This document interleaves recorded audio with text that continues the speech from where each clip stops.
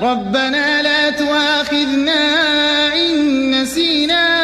أو أخطأنا ربنا ولا تحمل علينا إصرا كما حملته على الذين من قبلنا ربنا ولا تحملنا ما لا طاقة لنا به واعف عنا واغفر لنا وارحمنا أنت مولانا